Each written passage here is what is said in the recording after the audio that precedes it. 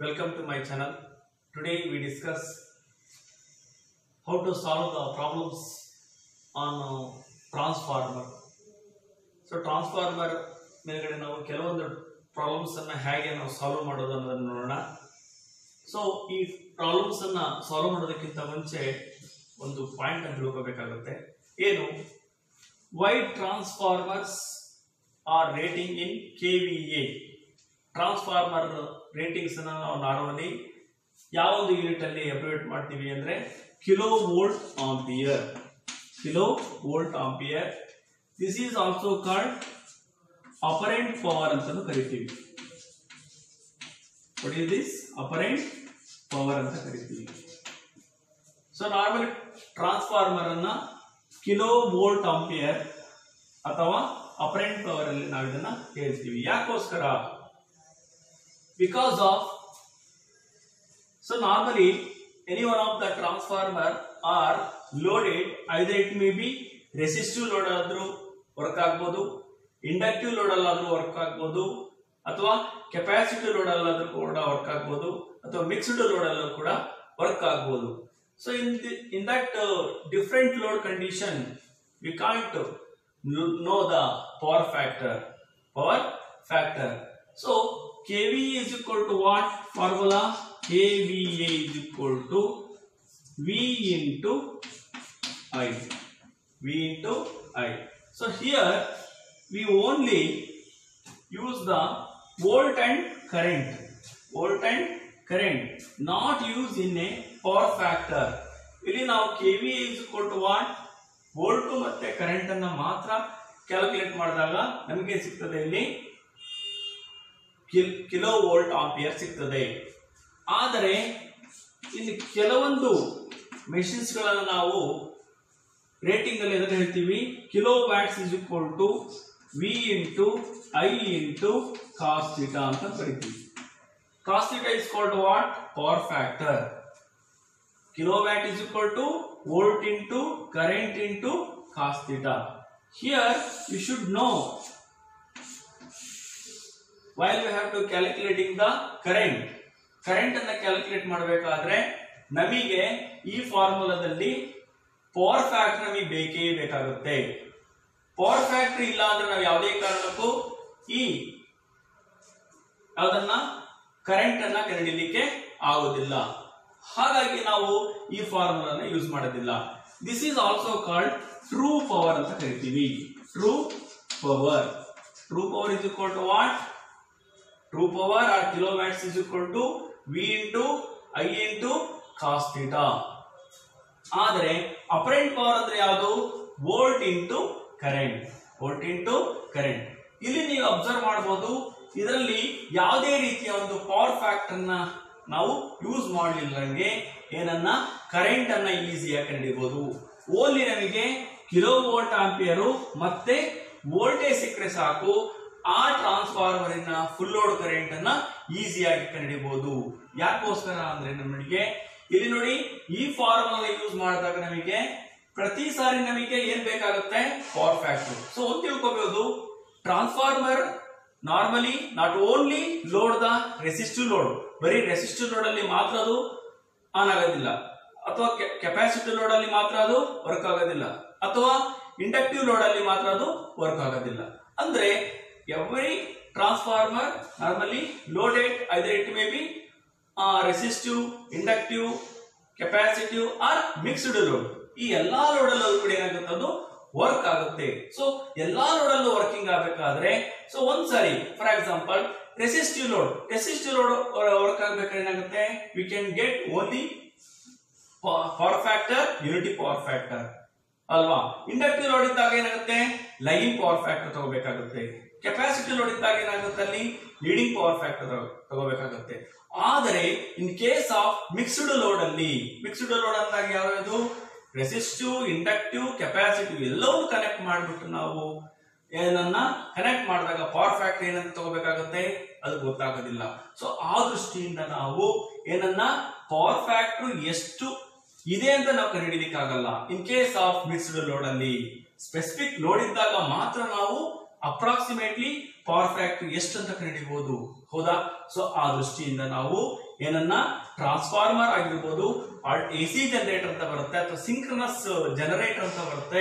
ಅವು ಎಲ್ಲವನ್ನ ನಾವು ಯಾವ ಒಂದು ಯೂನಿಟ್ ಅಲ್ಲಿ ಹೇಳಬೇಕಾಗುತ್ತೆ, ವೋಲ್ಟ್ ಆಂಪಿಯರ್ ಅಥವಾ ಅಪರೆಂಟ್ ಪವರ್ ಅಂತ ಕರಿತೀವಿ. ಸೊ ಅಪರೆಂಟ್ ಪವರ್ ಅಂದ್ರೆ ಯಾವುದು, ಕಿಲೋ ವೋಲ್ಟ್ ಆಂಪಿಯರ್ ಅಲ್ಲಿ ನಾವು ಹೇಳಬೇಕಾಗುತ್ತೆ. ಸೊ ಅಂದ್ರೆ ಎಕ್ಸಾಮ್ ಅಲ್ಲಿ ಕೊಡ್ತಕ್ಕಂಥ ಕ್ವಶನ್ಸ್ ಏನು, transformers are rating in dash, ಆಗ ಬರೀಬೇಕಾಗಿದ್ದೇನು, kilo volt ampere, not a kilo watts. ಯಾಕೋಸ್ಕರ ಅಂತ ಗೊತ್ತಾಗ್ತದೆ ನಮಗೆ ಇಲ್ಲಿ. ಪವರ್ ಫ್ಯಾಕ್ಟರ್ ಅನ್ನ ಯಾವುದೇ ಕಾರಣಕ್ಕೂ ಆ ಲೋಡ್ ಅಲ್ಲಿ ಎಷ್ಟಿದೆ ಅಂತ ನಾವು ಕಂಡುಹಿಡಿಯಲಿಕ್ಕೆ ಆಗಲ್ಲ. ಆ ದೃಷ್ಟಿಯಿಂದ ನಾವು ಏನನ್ನ KVA ನಮಗೆ ಗೊತ್ತಿದೆ, ವೋಲ್ಟ್ ಇಂಟು ಕರೆಂಟ್. ಸೊ ಇಲ್ಲಿ ನಮಗೆ ಎರಡು ವ್ಯಾಲ್ಯೂ ಗೊತ್ತಿದ್ರೆ ಸಾಕು, ನಾವು we can easily find the current ಅಥವಾ ಫುಲ್ ಲೋಡ್ ಕರೆಂಟ್ ಅಪ್ರಾಕ್ಸಿಮೇಟ್ಲಿ ನಾವು ಕಂಡುಹಿಡಿಯಬಹುದು. ಆದ್ರೆ ಈ ಫಾರ್ಮುಲಾದಲ್ಲಿ ಒಂದು ವೇಳೆ ಇದನ್ನ ನಾವು ಕಿಲೋ ವ್ಯಾಟ್ಸ್ ಅಲ್ಲಿ ಹೇಳಿದ್ದೆ ಆದ್ರೆ ಅಲ್ಲಿ ಏನಾಗುತ್ತೆ, ನಮಗೆ ಪವರ್ ಫ್ಯಾಕ್ಟರ್ ಯೂಸ್ ಮಾಡಲೇಬೇಕಾಗುತ್ತೆ. ಪವರ್ ಫ್ಯಾಕ್ಟರ್ ನಮಗೆ ಎಷ್ಟು ಅಂತ ಗೊತ್ತಾಗೋದಿಲ್ಲ. ಆ ದೃಷ್ಟಿಯಿಂದ ನಾವು KVA ವೋಲ್ಟ್ ಇಂಟು ಆಂಪಿಯರ್ ಅಂತ ಹೇಳಬೇಕಾಗುತ್ತೆ ಅಥವಾ KVA ಅಂತ ಹೇಳಬೇಕಾಗುತ್ತೆ. Okay, so now we understand about how to solve the problems. Okay, here one of the simple problems I have to taken. One of the transformer rating ಏನಿದೆ ಅಂತ ನೋಡೋಣ. ಅದರ ಒಂದು specification ಕೊಟ್ಟಿರತಕ್ಕಂಥದ್ದು, A 100 kVA 2400 watt 240 volts 50 hertz transformer has 300 turns on the secondary winding. Calculate A approximate value of the primary and secondary current. B the number of primary turns. C the maximum flux, that is also called pi maximum in the core. ಇದು ಒಂದು problems. ಇಲ್ಲಿ ಏನ್ ಹೇಳಿದ, ನಾನು ಒಂದು transformer ಇದೆ, ಆ transformer 100 KVA ಇರ್ತಕ್ಕಂಥ. ಇಲ್ಲಿ ನಿಮಗೆ ಗೊತ್ತಾಯ್ತು ಈಗ ಟ್ರಾನ್ಸ್ಫಾರ್ಮರ್ ಅನ್ನ ಯಾವ ಒಂದು ಯೂನಿಟ್ ಅಲ್ಲಿ ಹೇಳ್ತಿದೀವಿ, KVA. ಹಾಗಾಗಿ ಆ ಟ್ರಾನ್ಸ್ಫಾರ್ಮರ್ ರೇಟಿಂಗ್ ಎಷ್ಟಿದೆ, 100 KVA ಇದೆ.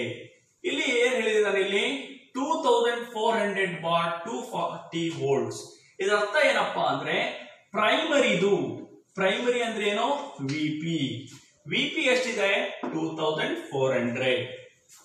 ನೆಕ್ಸ್ಟ್ VS ಅಂದ್ರೆ ಏನು, ಸೆಕೆಂಡರಿ ವೋಲ್ಟೇಜ್ 240 ಇದೆ, ಅದರದ್ದು ಫ್ರೀಕ್ವೆನ್ಸಿ 50 ಹರ್ಟ್ಸ್.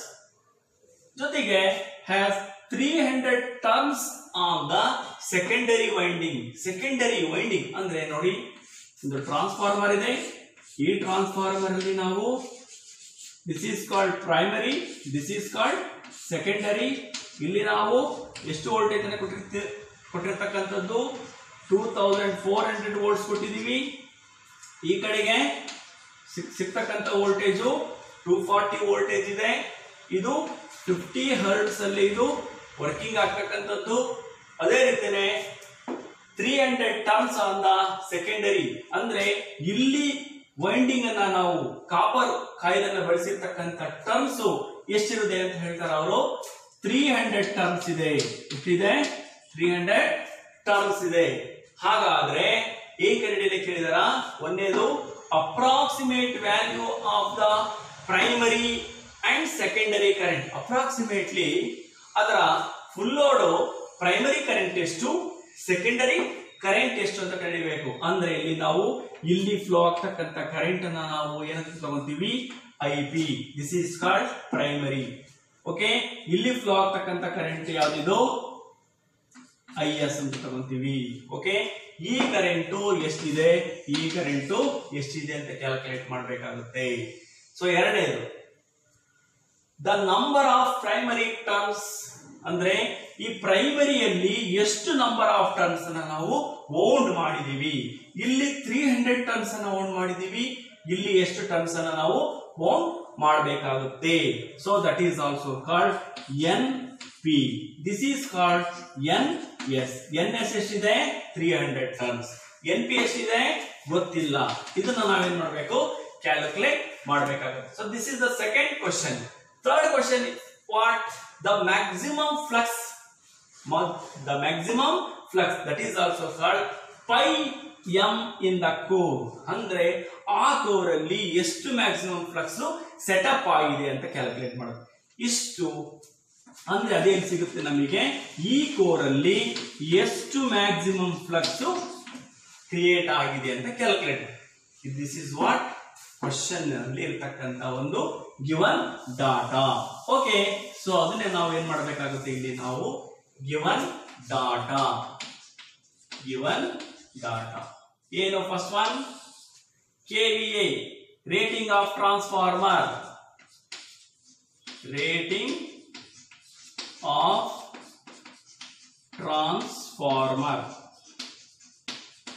ಎಷ್ಟಿದೆ, 100 KVA. Okay, next primary voltage,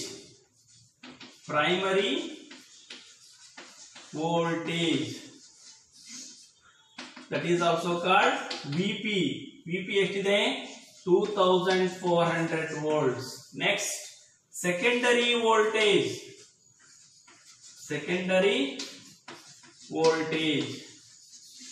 that is also called VS. VS ಎಷ್ಟಿದೆ, 240 volts. ಓಕೆ, 50 hertz ಫ್ರೀಕ್ವೆನ್ಸಿ ಎಷ್ಟಿದೆ, frequency F is equal to 50 cycle per second. Okay, next 300 terms on the secondary, that is also called NS is equal to, ಅಥವಾ secondary number of turns ಅಂತಲೂ ಕೂಡ ಬರೀಬಹುದು. ಎಷ್ಟಿದೆ, 300 turns. Okay, next ಏನು, find ಏನ್ ಬರ್ಕೋಬೇಕೀಗ, find ಏನ್ ಮಾಡ್ಬೇಕೀಗ, ಒಂದೇದು A ಏನಿದೆ, approximate value of primary and secondary current. So that is also called primary current, that is also called IP is equal to question mark. This is ಯಾವುದು, A question ಅಲ್ಲಿ ಬರ್ತಕ್ಕಂಥದ್ದು. ಅದೇ ರೀತಿ A question ಅಲ್ಲೂ ಕೂಡ ಇನ್ನೊಂದಿದೆ, ಯಾವುದು, secondary current. What, secondary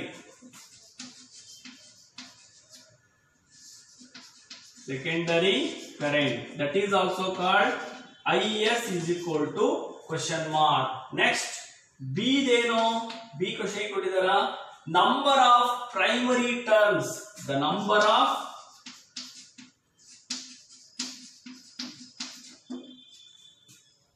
primary terms, that is also called ಯಾವುದು, number of primary terms ಅಂದ್ರೆ ಏನು, NP is equal to question mark. Okay, next ಯಾವುದು, C ಏನ್ ಕೊಟ್ಟಿದ್ದಾರೆ ಅಲ್ಲಿ question, the maximum flux,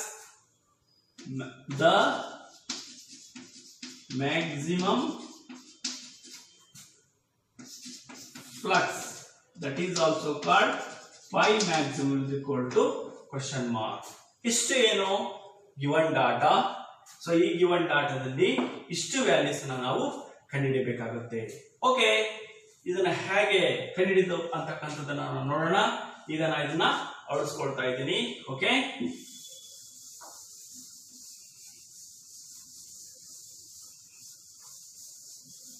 first ನಾವು ಏನ್ ಕ್ಯಾಲ್ಕುಲೇಟ್ ಮಾಡಬೇಕಾಗುತ್ತೆ,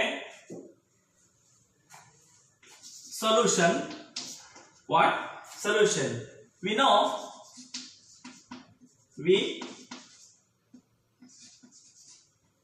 KVA is equal to what, KVA is equal to IP into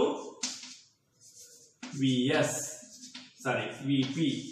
so ಒಂದು ತಿಳ್ಕೋಬೇಕು, ಯಾವುದೇ ರೀತಿ KVA ನ ಕಂಡುಹಿಡಿಯಬೇಕಾದ್ರೆ either it may be primary current ಆದ್ರೂ ಹಾಕೋಬಹುದು, ಸೆಕೆಂಡರಿ ಕರೆಂಟ್ ಆದ್ರೂ ಹಾಕೋಬಹುದು. ಸೊ ಒಂದು ಪ್ರೈಮರಿ ಕರೆಂಟ್ ತಗೊಂಡ್ರೆ ಇಲ್ಲಿ ಅದು ಪ್ರೈಮರಿ ವೋಲ್ಟೇಜ್ ತಗೋಬೇಕು, ಅದು ಇಂಪಾರ್ಟೆಂಟ್. ಸೆಕೆಂಡರಿ ಕರೆಂಟ್ ಅನ್ನು ತಗೊಂಡ್ರೆ ಸೆಕೆಂಡರಿ ವೋಲ್ಟೇಜ್ ಅನ್ನು ತಗೋಬೇಕು. ಸೊ ಈ ಫಾರ್ಮುಲಾ ಹಾಕೋ ಉದ್ದೇಶ ಏನಪ್ಪಾ ಅಂದ್ರೆ, ನಮಗೆ ಏನ್ ಕಂಡುಹಿಡಿಬೇಕು ಇಲ್ಲಿ ನಾವು ಫಸ್ಟ್ ಕ್ವಶನ್ ಅಲ್ಲಿ approximate value of the primary current. ಇಲ್ಲಿ ನಾವು ಪ್ರೈಮರಿ ಕರೆಂಟ್ ನಮಗೆ ಕಂಡುಹಿಡಿಯಲು ಕೇಳಿದ್ದಾರೆ. ಸೊ ಇಲ್ಲಿ ನಮಗೆ ಏನ್ ಗೊತ್ತಿದೆ, ಕೆವಿಎ ಗೊತ್ತಿದೆ. ಓಕೆ, ನೆಕ್ಸ್ಟ್ ಏನ್ ಗೊತ್ತಿದೆ ನಮಗೆ, ಪ್ರೈಮರಿ ವೋಲ್ಟೇಜ್ ಕೂಡ ಗೊತ್ತಿದೆ ಅಲ್ವಾ. ಯಾವ್ದು ಗೊತ್ತಿಲ್ಲ ನಮಗೆ ಇಲ್ಲಿ, ಪ್ರೈಮರಿ ಕರೆಂಟ್ ಗೊತ್ತಿಲ್ಲ. ಹಾಗಾಗಿ ಏನು, primary current, primary current that is also called IP ಅಂತ ತಗೋಬೇಕಾಗುತ್ತೆ. ಸೊ IP ಅನ್ನ ನಾವು ಈ ಕಡೆ ತಗೊಂಡ್ರೆ ಉಳಿದಿರತಕ್ಕಂಥದ್ದು ಯಾವುದು, KVA divided by VP. Okay, KVA ಎಷ್ಟಿದೆ ಇಲ್ಲಿ, 100 KVA ಇದೆ, 100 KVA. ಇಲ್ಲಿ ನಾನು KVA ಅನ್ನ ನಾವು ವೋಲ್ಟ್ ಆಂಪಿಯರಿಗೆ ಮಾಡ್ಕೋಬೇಕು. ಹಾಗಾಗಿ ನಾವು ಇಂಟು 1000 ಅನ್ನ ಹಾಕೊಳ್ತಾ ಇದ್ದೀನಿ. ಓಕೆ, ಯಾಕೋಸ್ಕರ 1000 ಅನ್ನ ಹಾಕೊಂಡಿರ್ತಕ್ಕಂಥದ್ದು, ಇಲ್ಲಿ ಕೊಟ್ಟಿರ್ತಕ್ಕಂಥದ್ದು KVA. ಆ KVA ಅನ್ನ ನಾವು ಎಲ್ಲಿ ಕನ್ವರ್ಟ್ ಮಾಡ್ತಾ ಇದೀವಿ, ವೋಲ್ಟ್ ಆಂಪಿಯರಿಗೆ. ಯಾಕೆಗೋಸ್ಕರ ಅಂದ್ರೆ ಕರೆಂಟ್ ಇನ್ನು ಆಂಪ್ಸ್ ಅಲ್ಲಿ ಸಿಗಬೇಕಾದ್ರೆ ನಾವು ಏನ್ ಮಾಡ್ಬೇಕಾಗುತ್ತೆ, ಇದನ್ನ ನಾವು ಇಂಟು 1000 ಅಂತ ಮಾಡ್ಬೇಕಾಗುತ್ತೆ. ಓಕೆ, ಡಿವೈಡೆಡ್ ಬೈ VP ಎಷ್ಟಿದೆ ನಮಗಲ್ಲಿ, ಪ್ರೈಮರಿ ವೋಲ್ಟೇಜ್ 2400. ಓಕೆ, ಸೊ ನಮಗೆ ನಿಮಗೆ ಎಷ್ಟು ಸಿಗ್ತದೆ ಅಂದ್ರೆ ಬೈ ಯೂಸಿಂಗ್ ಕ್ಯಾಲ್ಕುಲೇಟರ್ ಮುಖಾಂತರ ನಾವು ಮಾಡಿದಾಗ ನಮಗೆ ಎಷ್ಟು, 100 into 1000 divided by 2400 is equal to 41.6 ampere ಸಿಗ್ತದೆ. 41.6 ಯಾವ್ದಿದು, ಇದು ಯಾವ್ದಿದು, ಪ್ರೈಮರಿ ಕರೆಂಟ್. ಇದೇ ರೀತಿಯಿಂದ ನಾವೇನ್ ಮಾಡಬಹುದು, ಯಾವ್ದನ್ನ, ಸೆಕೆಂಡರಿ ಕರೆಂಟ್ ನ ಕಂಡಿಬಹುದು. ಸೊ ಸೆಕೆಂಡರಿ ಕರೆಂಟ್ ಅನ್ನ ಕಂಡಿಬೇಕಾದ್ರೆ ಸೇಮ್ ಫಾರ್ಮುಲಾ ಯೂಸ್ ಮಾಡಬಹುದು. IS is equal to what, IS is equal to KVA divided by, ಇಲ್ಲಿ ನಾವು ಪ್ರೈಮರಿ ವೋಲ್ಟೇಜ್ ಅನ್ನು ಹಾಕಿದ್ವಿ, ಇಲ್ಲಿ ನಾವು ಸೆಕೆಂಡರಿ ಕರೆಂಟ್ ಅನ್ನು ಕಂಡಿಬೇಕಾಗಿರೋದ್ರಿಂದ ಇಲ್ಲಿ ನಾವು ಯಾವ್ದನ್ನ ಯೂಸ್ ಮಾಡಬೇಕು, VS ಅನ್ನ ಹಾಕಬೇಕು. ಸೊ KVA ಅಲ್ಲಿ ನಾರ್ಮಲಿ ಪ್ರೈಮರಿಯಲ್ಲಿ ಎಷ್ಟಿರುತ್ತೋ ಅಷ್ಟೇ KVA ಸೆಕೆಂಡರಿ ಇರುತ್ತೆ. ಹಾಗಾಗಿ ನಾರ್ಮಲಿ ನಾವು ಎಷ್ಟು ಹೋಗಬೇಕು, 100 ಇಂಟು 1000 ಡಿವೈಡೆಡ್ ಬೈ VS.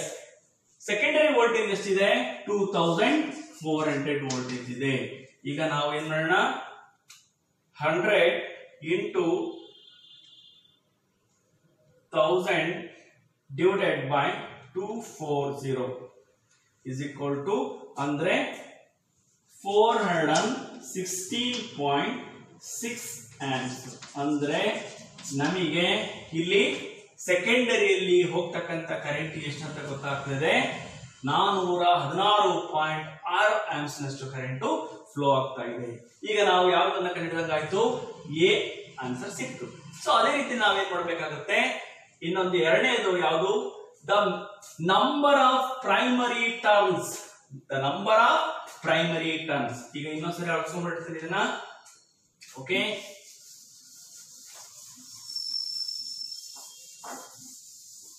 ಇಲ್ಲಿ ಬರೀಬೇಕು ಏನು, the number of what, primary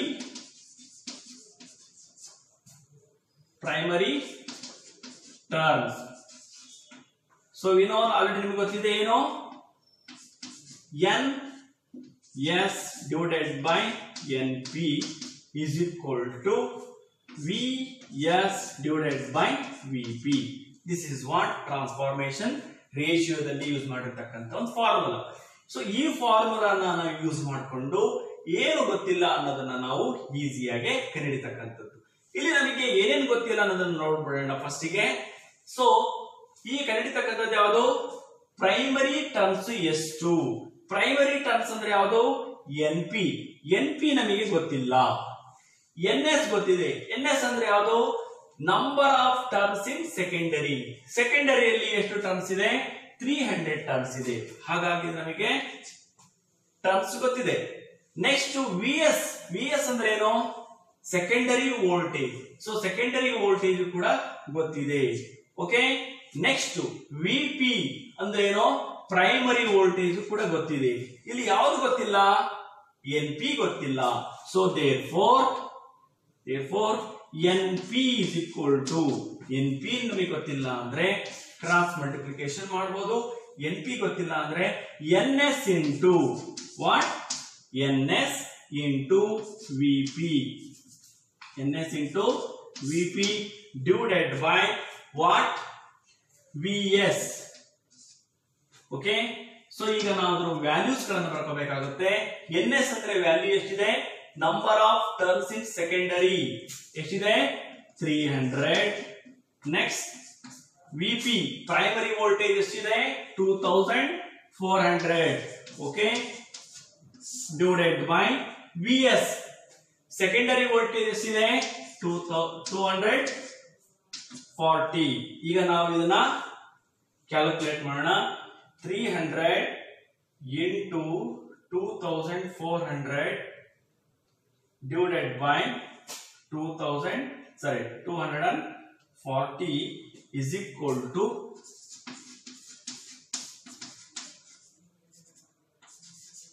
so what is this? Number of turns in primary ಎಷ್ಟು ಅಂತ ಹೇಳ್ಬೋದು ನಾವೀಗ? 3000 ಟರ್ನ್ಸ್ ಅನ್ನ ನಾವು ಹೋಲ್ಡ್ ಮಾಡಬೇಕಾಗಿರುತ್ತೆ ಅಥವಾ ಹೋಲ್ಡ್ ಆಗಿರುತ್ತೆ ಅಂತ ನಮಗೆ ಆನ್ಸರ್ ಸಿಕ್ತು. ಸೊ ಹಾಗಾಗಿ ಎರಡನೇ ಆನ್ಸರ್ ನಮಗೆ ಸಿಕ್ತು. Okay, number of primary turns 3000 turns. So next last question, what? The maximum flux. The maximum flux. ಒಂದ್ ಸೆಕೆಂಡ್ ಅಂತ ಅಳಿಸ್ಕೊಂಡ್ಬಿಡೋಣ. Okay,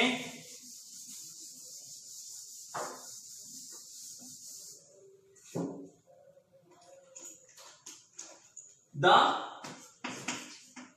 maximum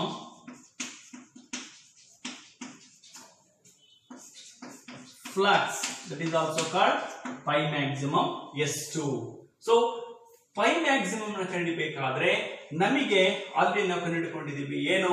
EMF equation of transformer ಬಗ್ಗೆ ನಾವು ಸ್ಟಡಿ ಮಾಡಬೇಕಾದ್ರೆ ನಮಗೆ ಗೊತ್ತಿದೆ. What formula? What equation?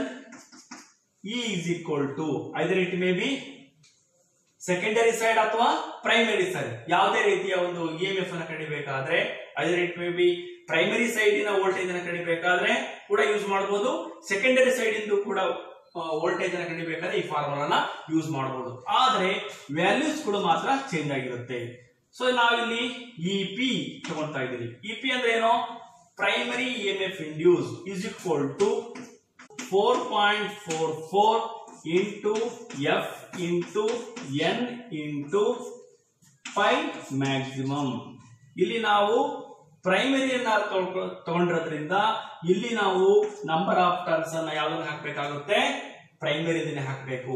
Okay, ಇಲ್ಲಿ ನಮಗೆ ಆಲ್ರೆಡಿ ಗೊತ್ತಿದೆ EP is also called VP. Okay, ಎರಡು ಒಂದೇ ಅಂತ ತಿಳ್ಕೋಬೇಕಾಗುತ್ತೆ. ಸೊ ಆಲ್ರೆಡಿ ನಮಗೆ VP ಗೊತ್ತಿದೆ. ಎಷ್ಟಿದೆ? 2400. ಹಾಗಾದ್ರೆ ಈ ವ್ಯಾಲ್ಯೂ ಗೊತ್ತಿದೆ. ಫ್ರೀಕ್ವೆನ್ಸಿ ಇಲ್ಲಿ ಎಷ್ಟಿದೆ? ಫ್ರೀಕ್ವೆನ್ಸಿ 50 ಸೈಕಲ್ಸ್ ಪರ್ ಸೆಕೆಂಡ್ ಇದೆ. NP ಅಂದ್ರೆ ಏನು? Number of turns in primary. ಪ್ರೈಮರಿದು ಕೂಡ ಗೊತ್ತಿದೆ. ಇಲ್ಲಿ ಯಾವುದು ಗೊತ್ತಿಲ್ಲ ನಮಗೆ? ಪೈ ಮ್ಯಾಕ್ಸಿಮಮ್ ಗೊತ್ತಿಲ್ಲ. ಹಾಗಾಗಿ ನಾವು phi maximum is equal to ಅಥವಾ ಫ್ಲಕ್ಸ್ ಡೆನ್ಸಿಟಿ, ಎಷ್ಟು ಫ್ಲಕ್ಸ್ ಪ್ರೊಡ್ಯೂಸ್ ಆಗಿದೆ ಅಂತ ಕ್ಯಾಲ್ಕುಲೇಟ್ ಮಾಡಬೇಕಾದ್ರೆ ಇದನ್ನ ಈ ಕಡೆ ತಗೊಳ್ಳೋಣ. ಉಳಿದಿರತಕ್ಕಂಥದ್ದು ಯಾವುದು? VP. What? VP divided by 4.44 into F into NP. Okay, ಈಗ ನಾವು ಇದರ ವ್ಯಾಲ್ಯೂಸ್ ಅನ್ನು ಹಾಕಬೇಕಾಗುತ್ತೆ. VP ಎಷ್ಟಿದೆ ಇಲ್ಲಿ ನಮಗೆ? 2400 divided by what? 4.44 into F. Frequency ಎಷ್ಟಿದೆ? 50 into NP ಎಷ್ಟಿದೆ? Number of turns. ಪ್ರೈಮರಿದು ನಾವು ಆಲ್ರೆಡಿ ನಾವು ಕಂಡುಹಿಡಿದುಕೊಂಡಿದ್ದೀವಿ. ಎಷ್ಟು ಬಂದಿದೆ ನಮಗೆ ಪ್ರೈಮರಿದು? 3000. ಎಷ್ಟಿದೆ? 3000. ಇಲ್ಲಿ ಇದನ್ನೆಲ್ಲವನ್ನು ನಾವೀಗ ಕ್ಯಾಲ್ಕುಲೇಟ್ ಮಾಡೋಣ. ಓಕೆ, ಎಷ್ಟು? 4.44 into 50 into 3000. ವ್ಯಾಲ್ಯೂಸ್ ಇದ್ರದ್ದು ಎಷ್ಟು ಬಂದಿದೆ ಅಂದ್ರೆ 6 66600. ಓಕೆ, ಈಗ 2400 divided by 666 0.0036. What is this? Weber. ಎಷ್ಟಿದೆ? Maximum flux.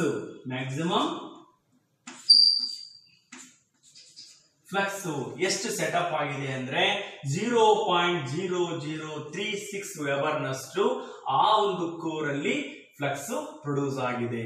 ಹೀಗೆ ನಾವು ಯಾವುದೇ ರೀತಿಯ ಪ್ರಾಬ್ಲಮ್ಸ್ ಅಲ್ಲಿ, ಯಾವುದೇ ರೀತಿಯ ಒಂದು ಟ್ರಾನ್ಸ್ಫಾರ್ಮರ್ ಅಲ್ಲಿ ಕೊಟ್ಟಿರ್ತಕ್ಕಂಥ ಪ್ರಾಬ್ಲಮ್ಸ್ ಅನ್ನ ಸಾಲ್ವ್ ಮಾಡ್ತಕ್ಕಂಥದ್ದು. ಓಕೆ, ಇದೇ ರೀತಿ ನಾವು ಬೇರೆ ಬೇರೆ ವ್ಯಾಲ್ಯೂಸ್ ಗಳನ್ನ ನಾವು ಹಾಕ್ಬಿಟ್ಟು ಸಾಲ್ವ್ ಮಾಡಬಹುದು. ಓಕೆ, ಇನ್ನು ನೆಕ್ಸ್ಟ್ ಕ್ಲಾಸ್ ಅಲ್ಲಿ ನಾವು ಟೈಪ್ಸ್ ಆಫ್ ಟ್ರಾನ್ಸ್ಫಾರ್ಮರ್ ಬಗ್ಗೆ ಸ್ಟಡಿ ಮಾಡೋಣ. Okay, thanks.